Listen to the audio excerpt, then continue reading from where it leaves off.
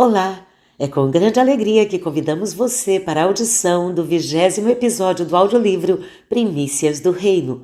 Esse áudio faz parte de uma série na qual a Sociedade Espírita Caminho, Verdade e Vida traz até você essa obra do Espírito Amélia Rodrigues, ditada ao médium Divaldo Pereira Franco. Lembramos que se você ainda não ouviu os áudios anteriores, vai lá que a gente te espera por aqui. Agora, se já ouviu, sugerimos que você busque aquele cantinho especial, pois no episódio de hoje vamos refletir sobre o poder de transformação que o amor é capaz de oportunizar. Em nota, Amélia Rodrigues traz como referência deste capítulo as passagens dos Evangelhos de Mateus, capítulo 28, versículos 1 a 10, Marcos, capítulo 10, versículos 1 a 11, Lucas capítulo 7, versículos 36 a 50 e capítulo 24, versículos 1 a 11, João capítulo 20, versículos 11 a 18 e Atos capítulo 1, versículos 6 a 8. Convidamos você a permanecer aqui conosco e desejamos uma boa audição. Primícias do Reino, capítulo 17, a Rede Viva de Magdala. A emoção desbordava em lágrimas, enquanto sentada à entrada do sepulcro aberto na rocha, conjecturava. O que acontecera? Para onde o teriam levado e por que o transladaram daqueles sítios no silêncio da noite? A inquietação assumia proporções de desespero que a dominavam lentamente. O sol irisava as nuvens pardacentas e o vento frio sacudia as poucas anêmonas e raras rosas por entre os arbustos. Na mente ecoavam sonoras as vozes dos mancebos de vestes alvas que lhe disseram: não tenhas medo, pois eu sei que buscais a Jesus que foi crucificado. Ele não está aqui porque já ressuscitou. Ela cria que o Mestre, conforme dissera, ressuscitaria dos mortos. Temia, no entanto, que os judeus houvessem roubado o corpo. Atemorizadas, Joana de Cusa, Maria, mãe de Marcos, e as outras companheiras desceram à cidade para anunciar o desaparecimento do corpo do Rabi. Pedro e João subiram o monte ansiosos e constataram os fatos. Os lençóis com as substâncias aromáticas do embalsamamento no túmulo vazio, o lenço, a pedra afastada. Estarrecidos, os 2 discípulos retornaram à cidade com as tristes novas. Ela ficara chorando. Os acontecimentos daqueles últimos dias foram muito dolorosos e surpreendentes. Não conseguia compreender nem concatenar os sucessos. Uma saudade feita de pungente dor estrangulava-lhe o peito. Foi muito rápido. Teve a impressão de uma aragem que perpassou levemente perfumada. Voltou-se para trás e por entre as lágrimas viu a poucos metros um homem que lhe perguntou: mulher, por que choras? Quem buscas? Aquela voz, aquele perfil. Não pôde concluir o raciocínio. Maria Rabone. O deslumbramento dominou-a. O Mestre vivia e ali estava, radioso como a madrugada nascente. Não me detenhas. Vai para meus irmãos e dize-lhes que eu sigo para meu Pai e vosso Pai, meu Deus e vosso Deus. A luz de ouro do amanhecer incidia sobre as suas vestes que fulguravam, e miríades de pequeninos sóis pareciam incrustadas nele. Ficou esmagada de felicidade. Desejou traduzir com palavras as impressões incomparáveis como as dores vividas até há pouco. Não pôde fazê-lo. A voz estava morta na garganta hirta e constrangida. Vai para meus irmãos e dize-lhes. Reboava-lhe nos refolhos do espírito. Pôs-se de pé Sorriu e sem mais delongas tomou o rumo da cidade que despertava com a alma em cânticos de excelsa alegria. O leve ar da manhã embalsamada com os últimos perfumes da quadra, o verde dos campos de Agra e Bezeta, a paisagem emoldurada de sol com o píncaro dos montes debroado a ouro. Eis a tela sublime em que ele volvera. Venceu a distância com febricidade e atingiu o cenáculo onde os companheiros se acolhiam constrangidos e receosos. Pairavam no ambiente triste as sombras do desgosto. Ela disse logo que atravessou a porta e sua voz cantava: Eu vi o Rabi, o mestre voltou aos que o amam. Sorria e chorava. Tartamudeando com o rosto rubro pela emoção, prosseguiu: Mandou-me anunciá-lo aos seus irmãos. Elevar-se ao Pai. Ouve bem, Jesus vive. Todas as suas fibras tremiam como se fossem de juntar. Sua voz vibrava harmonias que não encontravam receptividade no coração dos companheiros. A aqueles, ela conhecia da convivência diária naquelas últimas semanas. Conta-me, filha, falou Maria ansiosa, aquela que era mãe dele. Fala-me tudo. Meu filho voltou? A voz tremia de compreensível emotividade. Não creio, bradou alguém dentre eles. O mestre morreu e deixou-nos nesta dificuldade, a sós. Não creio na sua volta, só mesmo vendo-o. Ela relanceou os olhos muito brilhantes pelo recinto, procurando o contraditor.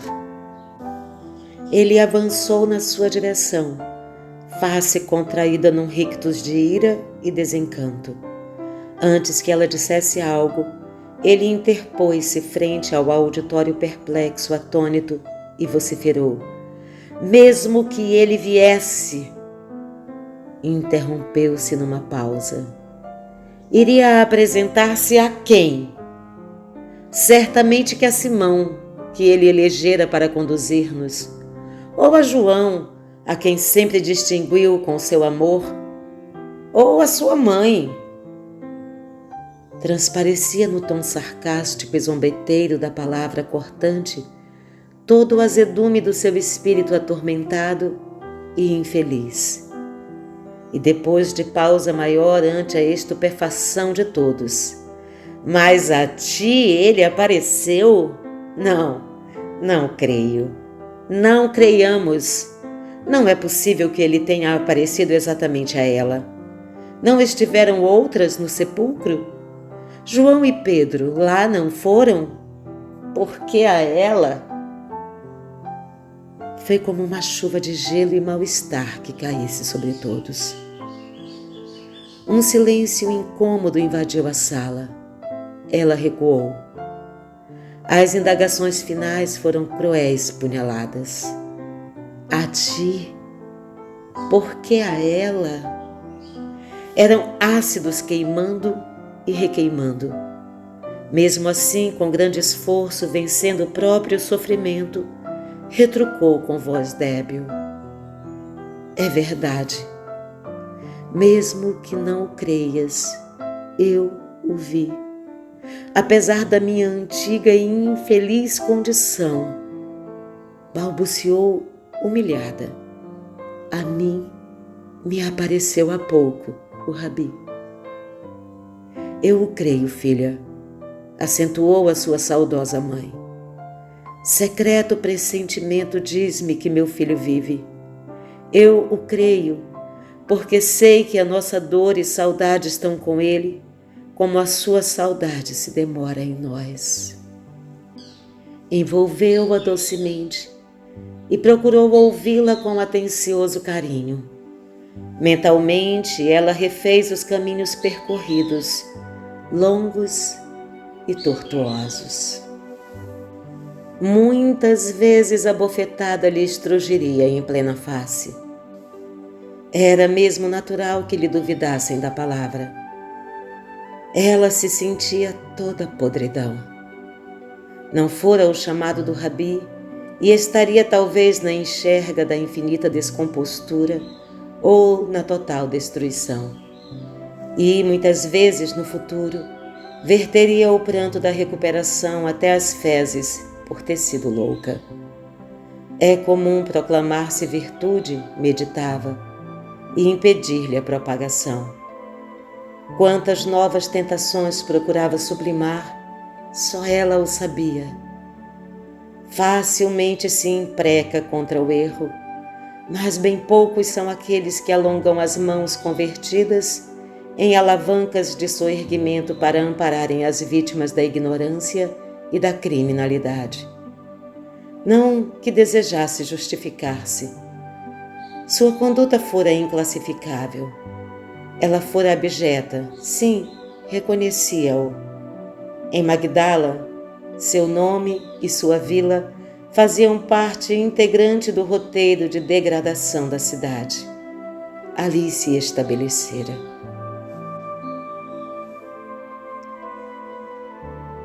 Magdala era um centro de comércio e indústria de muita prosperidade. Para lá corriam mercadores e aventureiros de todo o Oriente. Reclinada sobre as bordas do mar, gozava de clima ameno e desfrutava de águas piscosas privilegiadas.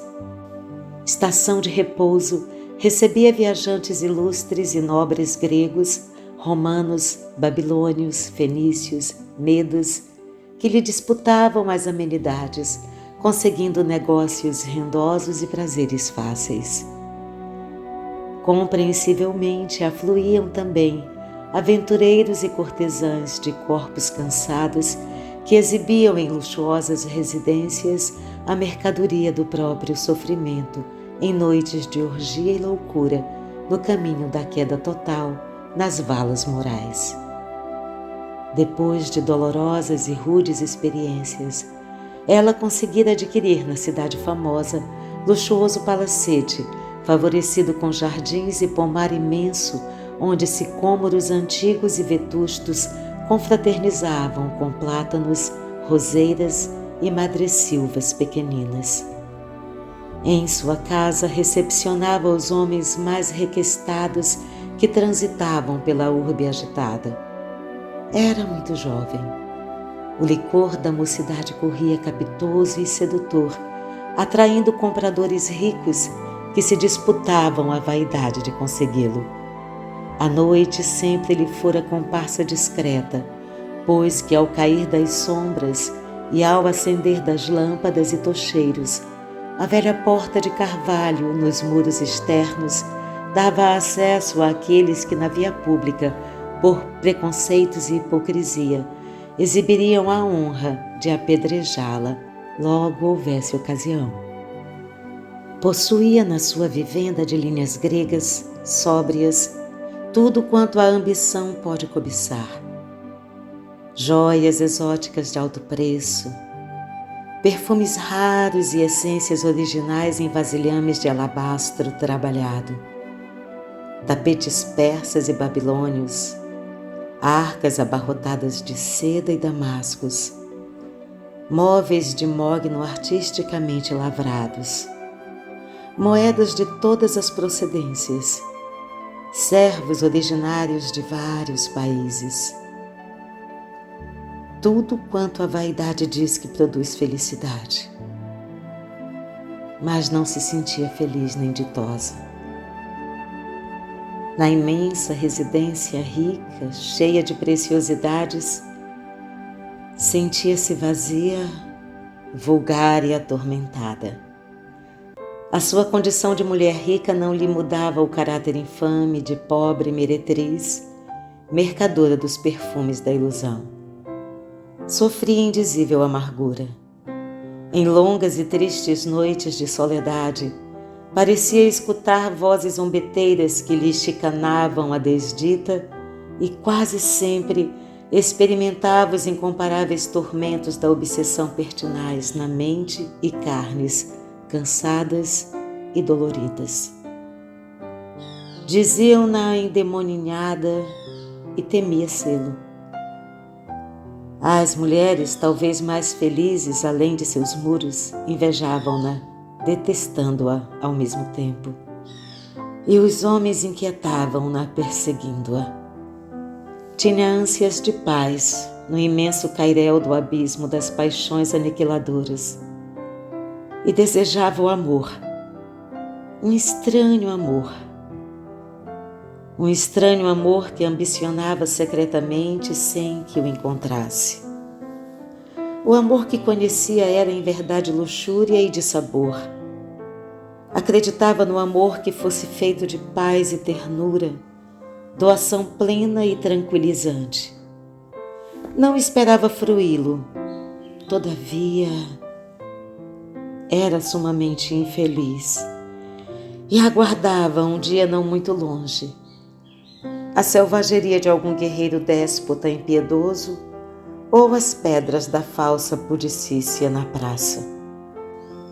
De coração generoso, gostava de ajudar e, por ser infeliz, compreendia a dor dos sofredores e se apiedava da aflição dos desditosos. Suas mãos e dedos, adereçados, derramavam moedas e ofertavam pães. E se as portas da sua casa se fechavam frequentemente aos servos do prazer, seus servos tinham severas ordens de abri-las à dor e ao sofrimento que buscasse ajuda ou guarida. Quando a serenidade lhe possuía a mente, voltava à infância risonha, como em sonhos e em levos festivos, surpreendendo-se depois com a realidade causticante. O nome dele soava na acústica dos corações como a melodia suave de uma harpa tangida ao longe.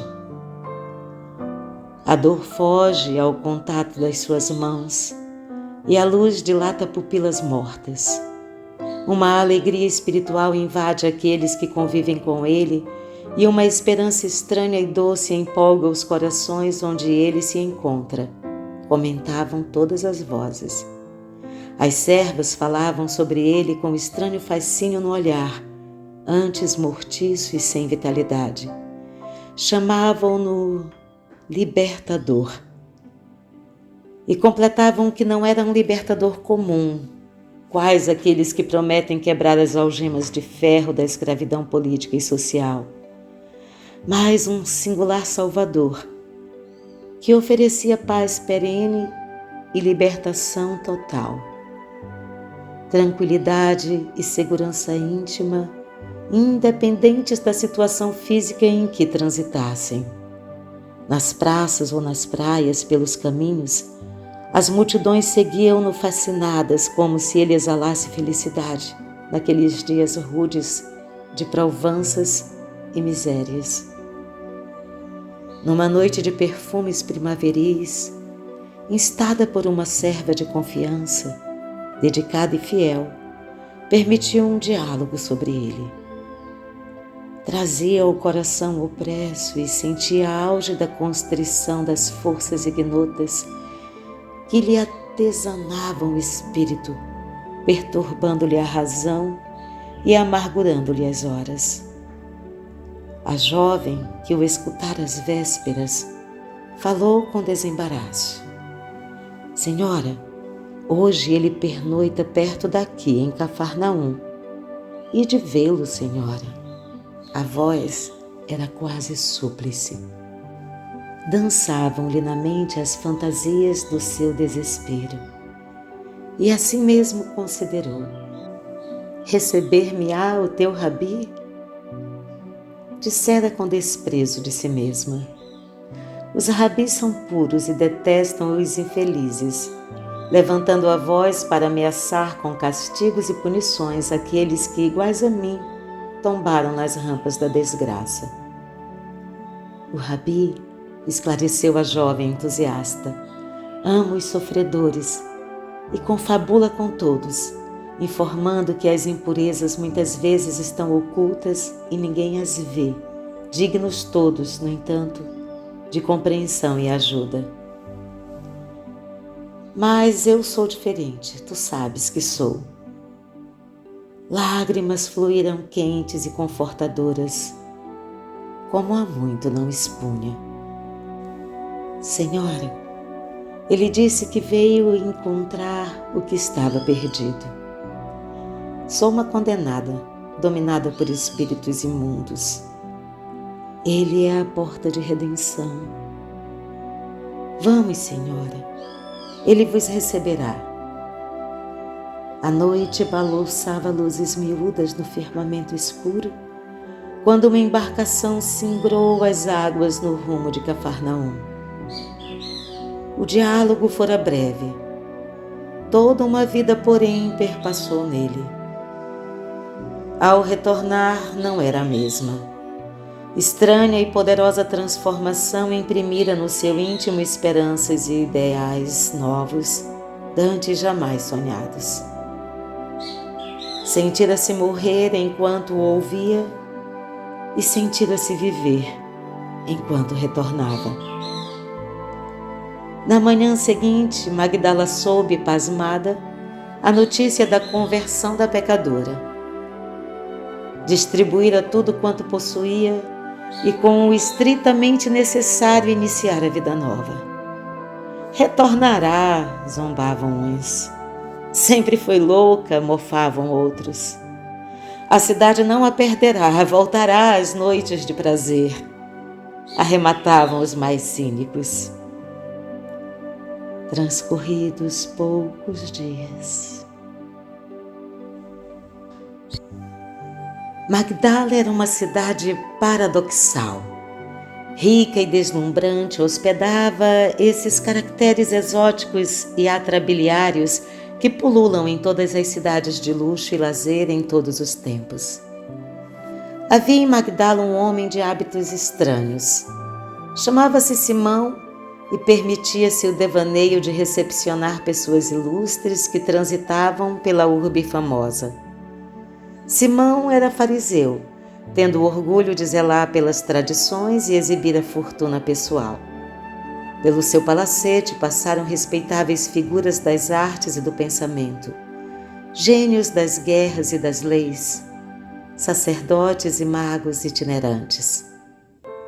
E os banquetes com que os homenageou, homenageando a si mesmo, foram comentados por toda a cidade dias a fio. Simão, como todas as pessoas de Magdala, ouvira falar sobre Jesus. Empolgado com a notoriedade do Galileu, teve a ideia de recebê-lo em seu lar, apresentá-lo aos amigos, dialogar com ele. Talvez, pensava Simão, ele fosse o esperado libertador, conforme lhe afiançara um rico mercador, e seria prudente ser-lhe amigo para estar em triunfo à hora do seu triunfo.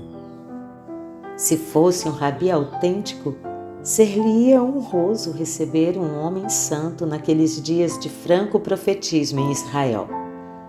Sabendo que o mestre se encontrava perto de Magdala, enviou emissários com o convite auspicioso. Tendo-o aceitado no dia aprazado, o rabi e 2 discípulos, ante a curiosidade dos que acorreram a estrada por onde deveriam passar, chegaram à casa engalanada e foram recebidos com risos de júbilo e mal disfarçado motejo. Introduzidos à intimidade doméstica, o repasto teve início. Os divãs espalhados receberam os convidados confortavelmente, e os servos que conduziam as pequenas mesas com iguarias e frutos secos puseram-se obsequiosos a servir. Harpas dedilhadas suavemente enchiam a sala ampla entre colunas esguias de melodia triste. O ar, porém, pesava.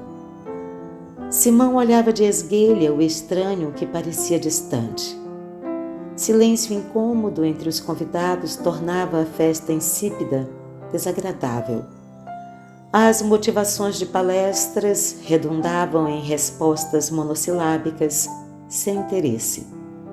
Quase ao fim do banquete, ouviram-se gritos e vozes em altercação violenta, quando, subitamente, irrompeu sala dentro a figura desgrenhada e chorosa de estranha mulher. Os cabelos desnastrados colavam-se à larga testa banhada de suor.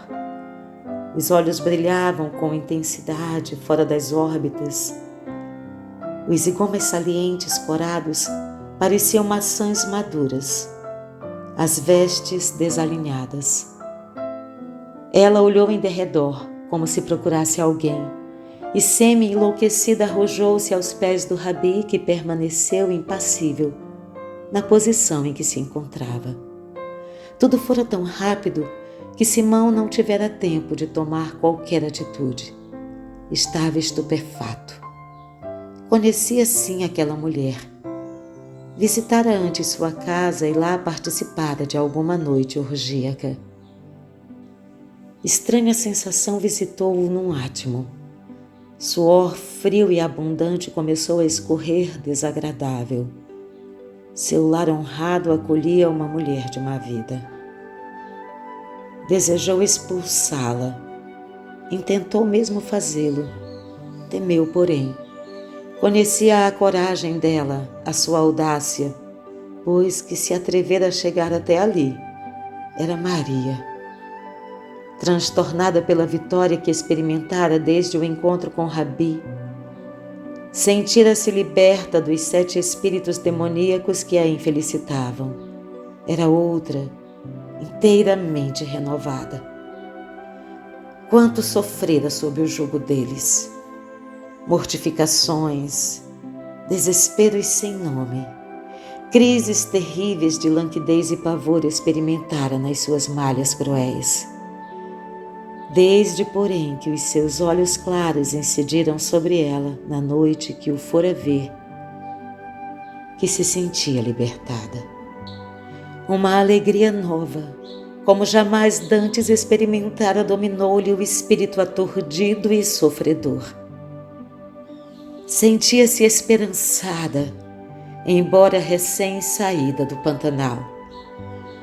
Conjecturando, recordava-se das palavras dele no encontro inovidável. Há flores perfumadas e de brancura imaculada que espalham aromas sobre o lodo que lhes segura as raízes. Refaria os caminhos, lutaria. Após libertar-se da canga da posse, desejou publicamente apresentar os sinais inequívocos do seu renascimento. O banquete na casa de Simão, que ela conhecia, significava sua oportunidade. Não trepidou. Poderia ser expulsa ou mesmo lapidada. Não tinha de que recear. Mesmo que fosse necessário resgatar com sangue suas culpas, estava disposta a lavar a própria vergonha. Animada por tais pensamentos, seguiu arrebatada com a mente em febre de esperanças. Ei-la agora ali. Todos a fitavam com desagrado. As lágrimas saltavam-lhe dos olhos e caíam sobre os pés dele. Enxugava-os com a basta cabeleira. Quebrou o gargalo do vaso de alabastro que conduzia e derramou um unguento nos pés do rabi, que foram balsamizados com piedoso carinho. O perfume de rara essência invadiu o recinto e ela prosseguiu repetindo o generoso gesto. Ele não dizia nada, como se nada sentisse. O almoço foi encerrado friamente. Os demais convidados faziam questão de não ocultar o falso constrangimento. Entre dentes e irado, Simão resmungava: se este fora profeta, bem saberia quem e qual é a mulher que o tocou, pois é uma pecadora. Jesus relanceou tranquilamente os olhos muito puros e com serena entonação de voz indagou: Simão, uma coisa tenho a dizer-te. Dize-a, mestre. Um certo credor tinha 2 devedores. Um devia-lhe 500 e outros 50 dinares. Não tendo eles com que pagar a dívida, perdoou-lhes a ambos. Dize, pois, Qual deles o amará mais? Simão sorriu pela primeira vez. Era astuto, hábil nos negócios. Instado à conversação direta, respondeu com alegria: tenho para mim que é aquele a quem mais perdoou. Julgastes bem. O rabi dirigiu a mulher sofredora e inquiriu Simão outra vez: vês esta mulher?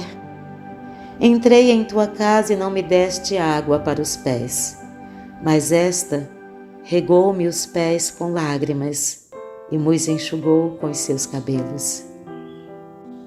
Não me deste ósculo, mas esta, desde que entrou, não cessa de me beijar os pés.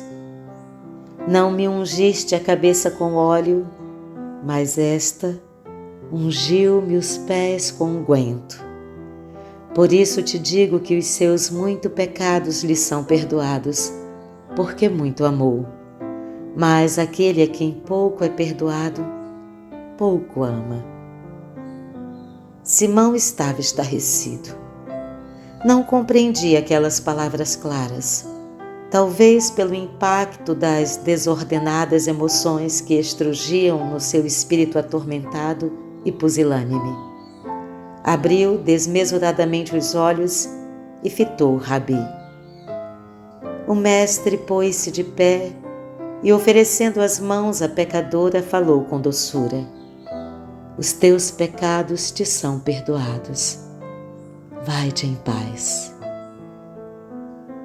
Ela levantara-se de um salto exuberante de felicidade, explodiu sonora gargalhada, saiu como chegara, a correr. Desapareceu de Magdala. Todas as tardes, porém, na multidão, ajudava crianças enfermas, oferecendo olhos a cegos e mãos a trôpegos.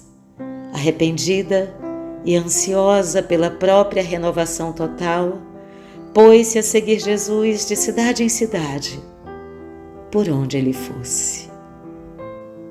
Há poucos dias entrara com os demais galileus, jubilosa, em Jerusalém. Havia, porém, tanta tristeza nele ao cavalgar com o jumento, que se entristecera também. Continuou repassando os acontecimentos pela mente atribulada. A denúncia de Judas, a prisão dele, o julgamento arbitrário, a caminhada para o Monte da Caveira. Daria vida para ter-lhe diminuído os sofrimentos. Quando, com as outras mulheres que o seguiam, o vira cair, correra sustentá-lo. Ele, estoico e sublime, como sempre lhes falou por entre lábios macerados e feridos: filhas de Jerusalém, não choreis por mim. Chorai antes por vós mesmas e por vossos filhos. Porque eis que hão de vir dias em que dirão: bem-aventuradas as estéreis e os ventres que não geraram e os peitos que não amamentaram. Direis aos montes: cai sobre nós, e aos outeiros: cobre-nos, porque se ao madeiro verde fazem isto, que se fará ao seco. Gargalhadas zombeteiras estrugiram na multidão. Por fim, a dolorosa hora da cruz. Ante as lágrimas de sua mãe, fizera o legado da fraternidade universal, entregando-a a João e este a aquela. Ele ficara no madeiro da infâmia. Fitando-o exangue, já exânime, nos instantes extremos, receara enlouquecer de dor ao lado de sua mãe, quando notou que a cruz, símbolo tradicional de punição, se tornava rota eloquente de sublimação após ele. Uma ponte para a imortalidade. Quando a cabeça dele pendeu, desejou cingir-lhe outra vez os pés e osculá-los com ternura, mas se sentiu imobilizada. Abriu os olhos doridos de chorar ante as recordações. Bom ânimo, filha, falou ternamente a mãe sublime. As nossas dores estão com Ele. Eu ouvi, mãe, gaguejou. Creio, filha, creio sim. Sei que meu filho vive. Os dias passavam agora feitos de saudade e recordações. Voltou com os companheiros à Galiléia franca e generosa, às águas inquietas do mar que ele tanto amara. A frase terrível com que o companheiro invigilante a satirizara continuava a persegui-la mentalmente. Lá, ele reapareceu e falou longamente a todos, quase 500, e concitando-os a pregação dos seus ditos e a edificação do reino da luz nas fronteiras do Espírito. Ide e pregai a todas as gentes. No mundo só tereis aflições. Lembrai-vos de mim, eu venci o mundo. Eu vos mando como ovelhas mansas. Soavam no ar os novos ensinos. Ontem foram as notícias trazidas pelos jornaleiros dos caminhos de Emaús. Hoje é a pesca incomparável.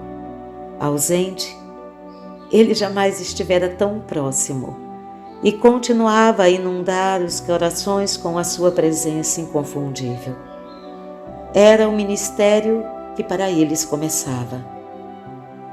40 dias depois dos terríveis acontecimentos, ele apareceu à sua mãe e aos 11 que estavam em Jerusalém e levou-os até a Betânia. Todos o seguiram, ansiosos, felizes, como nos dias idos. Não era, porém, a jornada como outrora. Entre eles havia felicidade e também temor. A felicidade do reencontro e o temor da fraqueza de que deram mostras. Chegando ao cume da montanha, com a cidade resplandecente aos seus pés, os companheiros perguntaram: Senhor, restaurarás tu neste tempo o reino a Israel? O mestre olhou-os com aquela tristeza do passado. Os amigos ainda não compreendiam qual era o seu reino. Reino sem dimensão geográfica nem política, a perder-se nas galáxias do firmamento. Respondeu-lhes com um acento de excelsa compreensão: Não vos pertence saber os tempos ou as estações que o Pai estabeleceu pelo seu próprio poder. E ante a muda interrogação de todos, acrescentou: Recebereis as virtudes do Espírito Santo que há de vir sobre vós, e ser-me-eis testemunhas, tanto em Jerusalém, como em toda a Judéia, Samaria e até aos confins da terra. Todos estavam com os olhos fitos nele, e só então perceberam que ele ascendia lentamente, as mãos voltadas para eles num gesto de afago, as vestes luminosas, até desaparecer nas alturas. Depois de lutas tiranizantes consigo mesma, experimentou a soledade e o abandono, quando todos se foram a pregar e viver a mensagem. Estando a sós, a pervagar pelas praias longas que o recordavam, encontrou leprosos que vinham de longe a buscar socorro nas mãos dele. E como chegassem tarde, abraçou-os como irmãos e partiu para o Vale dos Imundos, cantando salmodias de felicidade. Rediviva desde quando o conhecera, ao morrer às portas da cidade de Éfeso, demandou a vida nos braços de Jesus, aquela cuja experiência e amor total ao Mestre são lições vivas, vencendo os séculos. Madrugada de tristezas,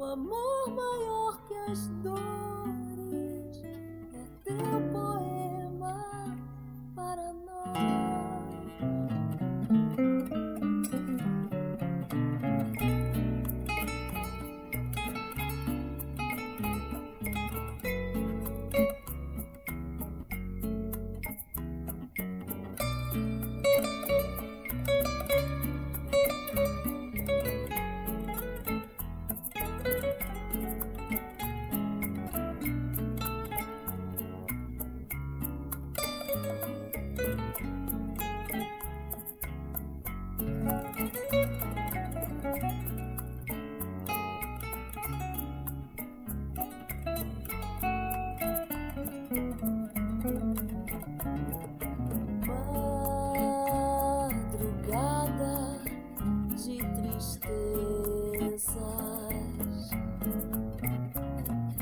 volta e meia nos invade, mais um sol subtendido